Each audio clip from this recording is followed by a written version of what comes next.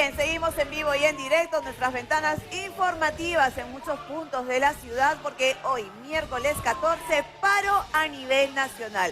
Ya lo habíamos presentado desde muy temprano, él es analista político, nuestro amigo William Yantance, abogado, analista político, y también se suma a nuestro panel, por supuesto, un gran amigo de la casa, periodista, Paco Flores. Bienvenido, Paquito. Paco, a Panamericana, nuevamente. Hola, gracias Rocío, gracias Luis, gracias William, Paquito. buenos días, ¿cómo están?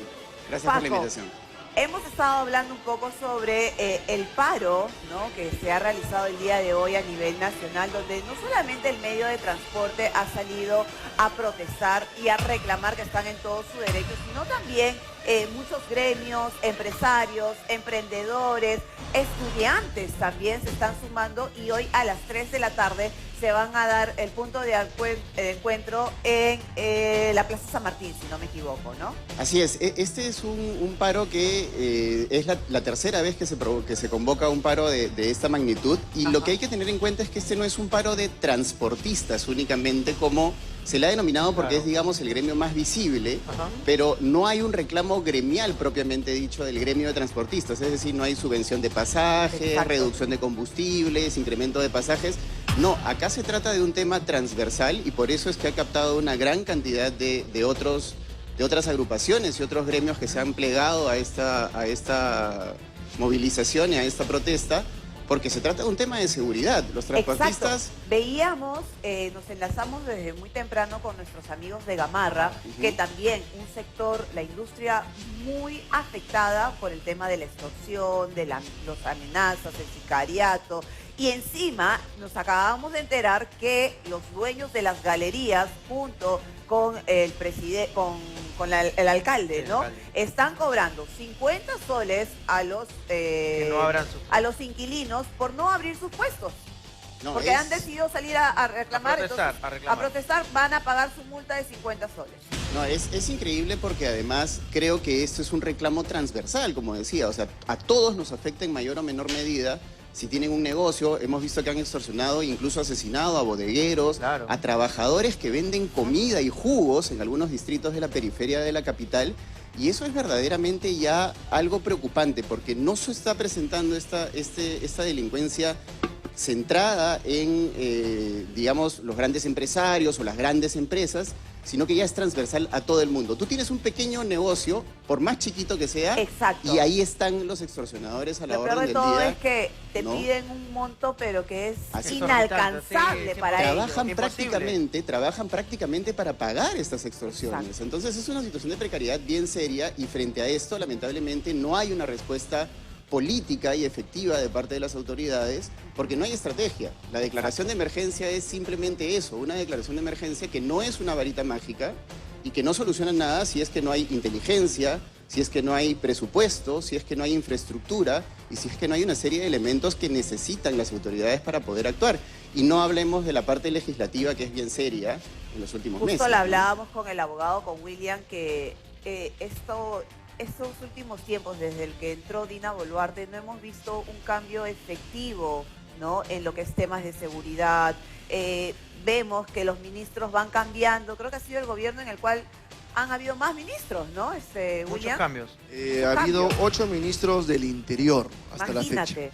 Creo que es un récord en la historia de... O sea, ¿y qué estrategia puedes crear con 8 ministros que van cambiando? No se termina de acomodar uno cuando ya lo están sacando. Está entrando el otro. ¿No? El último que acaba de salir en reemplazo del censurado Juan José Santibáñez no ha estado más de 2 meses en el puesto. Así es. Y precisamente Dina Boluarte cambia a 3 ministros de gabinete en medio de crisis por censura a Adrián Sen. Vamos a ver la nota. Se oficializó la salida del ministro de Economía, José Salardi, tras poco más de 3 meses en el cargo. Su lugar fue tomado por Raúl Pérez Reyes, exministro de Transportes y uno de los hombres de confianza de Boluarte. En tanto, el MTC estará a cargo de César Sandoval Pozo, militante de Alianza para el Progreso, que previamente fue asesor de la mandataria. Mientras que el tercer cambio se dio en la cartera del Interior, donde Julio Díaz Zulueta duró menos de 2 meses. Carlos Malaver juró en el cargo y se convirtió en el nuevo titular del sector. La pregunta es, ¿Cuál ha sido el plan de Dina Boluarte para aplicar estos cambios en este momento?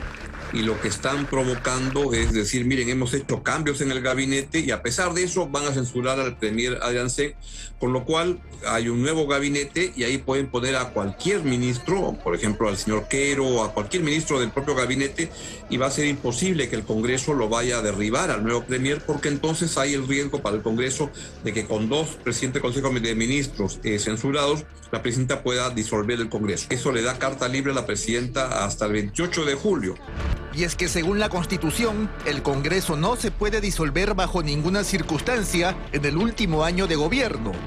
Eso quiere decir que el Parlamento podría optar por una nueva censura a un gabinete a partir del 29 de julio, con lo que la presidenta Dina Boluarte quedaría en manos del Legislativo.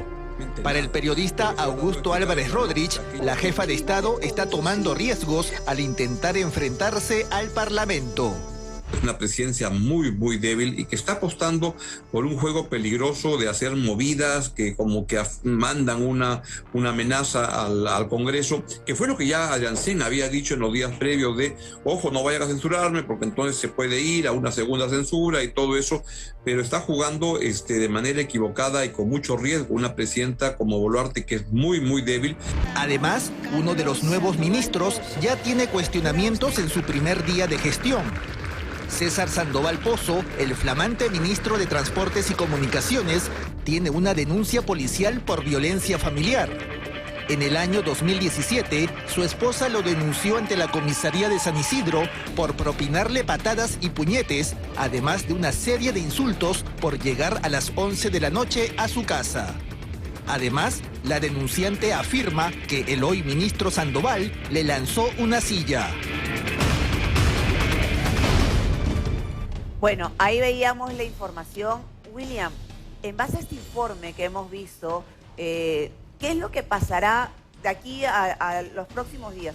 Se tiene que elegir nuevamente a un presidente de gabinete, pues, Sí, ¿no? como decíamos al inicio, nuestra constitución política regula que, en este caso no ha sido censurado, pero al renunciar el primer ministro, el gabinete entra en crisis.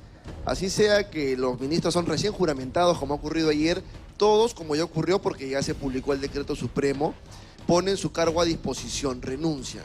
¿Qué sigue después de este acto político? Sigue que la presidenta de la República, con su equipo de asesores, vea quién puede tomar la presidencia del Consejo de Ministros y con él, la propuesta suya, elegir al nuevo gabinete ministerial. Ahora, ¿hay alguien que esté voceado, que se rumoree, que presente, ¿no?, como posible presidente de gabinete, William, Paco? Recordemos que esto es como un baile, ¿no?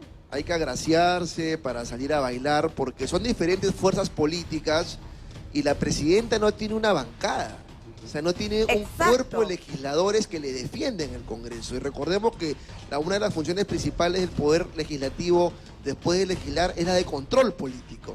Entonces no tiene ese aporte, no tiene ese, diríamos, ese escudo que le protege en el Congreso. Y por eso es que estamos viviendo de crisis en crisis de cuando en cuando. ¿Tu apreciación es la misma, Paco? Sí, yo lo que pienso, coincido mucho en lo que dice el doctor, pero es importante tener en cuenta que Dina Boluarte, además, lo que ha hecho en los últimos cambios ministeriales han sido prácticamente enroques de ministros, ¿no? O poner personajes que ya han estado en algunos ministerios y que han salido por XZ motivos, porque es evidente que la presidenta Boluarte no tiene elementos, no tiene cuadros para formar un gabinete completo. Ahora, la pregunta es quién va a asumir el primerato. Se está hablando, por ejemplo, de Eduardo Arana, que es el actual ministro de Justicia. Se hablaba también de Morgan Quero, que ha ido perdiendo un poco de fuerza por las polémicas declaraciones que ha dado en los últimos, no semanas, sino meses, ¿no? Pero yo creo que Boluarte lamentablemente no tiene mucho más campo de acción más que recurrir a su círculo de confianza, porque además es una presidenta que se va abriendo frentes muy frecuentemente y desde muchísimos ángulos, entonces le queda muy poca gente de confianza a su alrededor para realmente formar un gabinete. Ahora, el otro elemento también es importante. El Congreso realmente le va a dar la confianza y va a jugar hasta que lleguemos a 28 de julio, faltan 2 meses, no el desgaste, no falta nada, pero digamos en cuestiones de desgaste político y en el impacto que ese desgaste va a generar en la economía y en todos los peruanos, finalmente en todos nosotros, va a ser importante, ¿no? Y puede calentar la calle, por ejemplo. Exacto. Entonces, los dos están en un punto en el que están jugando con fuego, por lo menos desde mi análisis. Y algo que hablábamos con William desde muy temprano es que, es cierto, pues, ¿no? La aprobación ante la sociedad de Dina Boluarte va cayendo, o sea, ese 2% de aquí a un tiempo se va a convertir en 0%, que puede pasar, ¿no, Paco? Y ese 2% es ya un margen de error, porque si ustedes ven la ficha técnica de la encuesta que ha hecho, en este caso Ipsos, el margen de error es más o menos 2.8%. ¿No? Entonces, la señora está por debajo del margen de error. En el norte tiene 0%, en el oriente es donde mejor le va porque tiene 4%, en el sur tiene 1% y en el centro igual, 0%. O sea, es bien delicada porque además nunca hemos visto un presidente con una desaprobación tan grande desde que se mide la aprobación de los presidentes en el país, ¿no? Muy poca aceptación. Bueno, seguimos enlazados con Anaís Cusi desde Gamarra. Anaís, ¿estás por ahí? ¿Sigues por ahí? Hola. Así es, Luigi, continuamos. Hola, Luigi, sí, continuamos acá recorriendo las calles de Gamarra y me encuentro aquí con una empresaria. Cuéntenle a todo el público el pedido que ustedes están haciendo esta mañana, pese a que hubieron trabas. Sí, nosotros estamos pidiendo mayor seguridad, que la inteligencia funcione y que atrape a esas bandas de extorsionadores que todos los días nos llaman por teléfono a pedir cupo. A nosotros la modalidad que tienen con los gamarrinos es la llamada por teléfono. Entonces, eso es lo que también nos impide atender nuevos clientes, atender con normalidad nuestro negocio. Confeccionistas se están reuniendo esta mañana para levantar su voz de protesta. Más de 1.500 confeccionistas estamos aquí, los demás han cerrado sus negocios, pero yo quiero decirle a los que no han venido hoy día o a los que se oponen a este paro, que sean conscientes.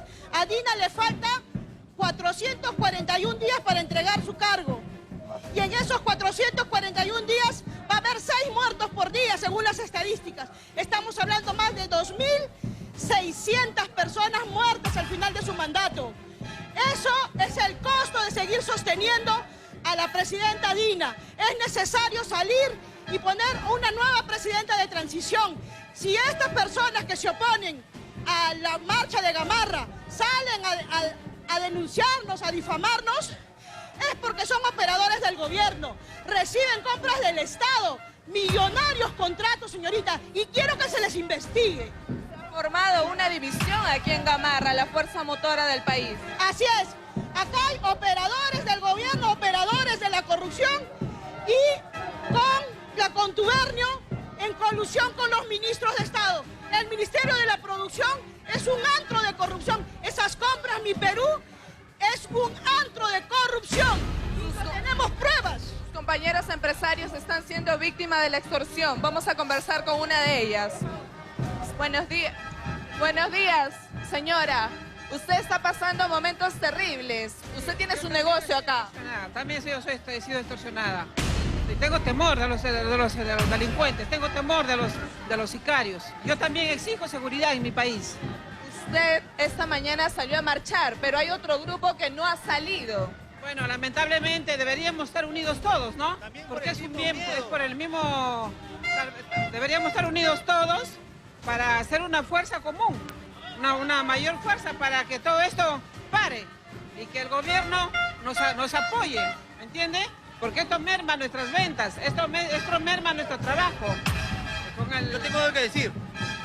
El gobierno se vanagloria con Gamarra. Dice, tenemos a Gamarra, el centro más grande del mundo. Tenemos. No lo tienen. Lo tienen los extorsionadores, nos tienen los asesinos. Ellos lo tienen ahora. No es el Perú, no es el gobierno. Ahora, los extorsionadores nos tienen amedrentados, con miedo. No salimos a decir, no salimos ni a denunciar porque tenemos miedo de nuestra vida. Preferimos dejar la tienda. ¿Cuántos empresarios se han ido de Gamarra? Prefieren dejar la tienda, prefieren dejar el local. ¿Por qué? Porque prefieren su vida, pero no es así. No es así, no es así. El gobierno tiene que apoyarnos, tiene que darnos la seguridad para poder abrir nuestras tiendas, para contratar a nuestros empleados, para poder poner a nuestros hijos en las tiendas, porque nosotros, aunque no crean, nuestra forma de trabajar es de herencia. Nuestros padres tienen tiendas, le damos a nuestros hijos para que sigan trabajando, pero si nos extorsionan, no podemos, lo dejamos. La presidenta de la Asociación de Emprendedores Mujeres de Gamarra dice que les han dicho que si hoy salen a marchar tienen que pagar 50 soles. No, a mí no me han dicho los 50 soles, pero sí nos han advertido que si no abrimos, vamos a tener una multa. Sí nos han dicho, pero no nos han cobrado, no nos han dicho el precio, pero... Van a multar. Sí, nos van a multar. Dijeron que teníamos que abrir, que teníamos que abrir las galerías, pero yo, por lo que he sido extorsionado también, yo he salido a dar mi voz y mi cara para que todos nuestros... A mí que me conoce todo el mundo, yo he nacido acá en Gamarra, yo soy empresario de segunda generación y para que todos mis compañeros salgan también a apoyarnos. ¿Algún llamado a los demás comerciantes entonces? Sí, que pierdan el miedo, que los comerciantes también que quizás se han ido de Gamarra, que pierdan el miedo, vengan a apoyarnos y vengan a salir y a dar su voz de protesta. Porque no puede ser posible que le estemos regalando Gamarra a los extorsionadores, a los sicarios. Gamarra es de nosotros, de nuestros hijos, del Perú. No es así, no es así. Así es, esa es la voz que tienen aquí los confeccionistas, comerciantes de que van de generación en generación compartiendo estos negocios, pero esta mañana levantan su voz de protesta. Caballero, como parte de la Federación de Empresarios de Gamarra, ¿cuál es su exigencia esta mañana? Acá estamos reunidos 40 gremios, los directivos. Mi pedido del sector de la mayoría es que la señora que va a Palacio renuncie. Caso contrario, que el Congreso la vaque. Son dos caminos que hay. O renuncia la señora o la vaque al Congreso. Porque no podemos seguir soportando tanta corrupción y la frivolidad de la señora Dina. Es una vergüenza para la sociedad nacional que hay gente humilde, pobre, que no tiene ni qué comer. Esta señora se da la gran vida y tiene la jactancia de pedir aumento de sueldo cuando no lo amerita. Nosotros le exigimos que renuncie o el Congreso la vaque. Esa es la única salida que tiene. Es la salida que tiene el país. Si la señora renuncia o no renuncia, el Congreso la debe vacar y tenemos un gobierno de transición por un año para poder solucionar estos problemas, el caos, la política y la soberbia nacional que tiene. Empresario de Gamarra, ¿usted siente que aquí hay una división? Es lamentable que todos tenemos problemas económicos. El país está en una economía precaria y recesión económica, que todos lo estamos viviendo. Tenemos obligaciones día a día para pagar nuestro compromiso con el banco y las obligaciones de los suministros. Lamentablemente ha bajado. Gracias. Retornamos con ustedes en estudios, chicos. Así es, gracias a Anaís, ella está caminando con muchos comerciantes que han salido a protestar porque ya no quieren más asesinatos, más extorsiones, más muertes. El país está desangrando y es la indignación del pueblo peruano. Ahora, William, muchos de ellos dicen, deben vacar a la presidenta, debe renunciar. Pero esto no es muy sencillo, pues, ¿no? Bueno, primero nuestra solidaridad con el pueblo del Perú, ¿no? Es un problema social que ha desbordado, es un problema estructural de Estado que involucra Poder Judicial, Poder Legislativo, Ministerio Público, INPE.